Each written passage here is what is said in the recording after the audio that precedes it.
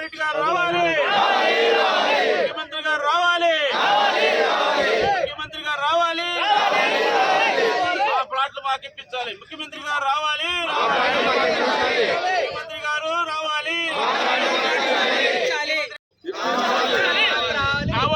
కావాలి కావాలి కావాలి కావాలి కావాలి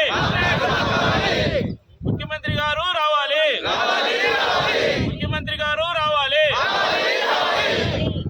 పోరాటం ఆగదు, పోరాటం ఆగదు, పోరాటం ఆగదు.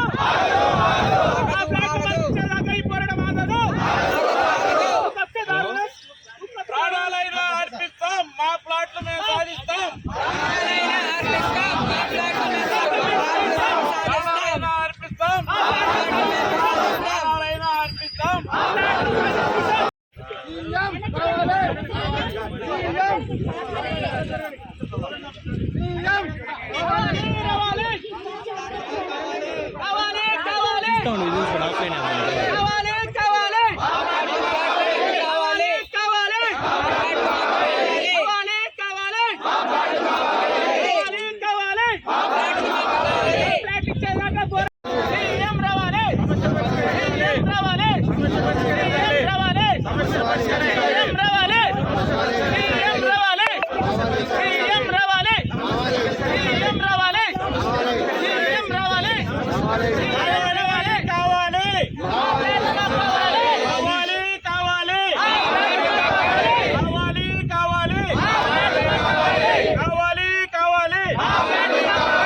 నా పేరు అర్సమల్లి వెంకటేశ్వరరావు.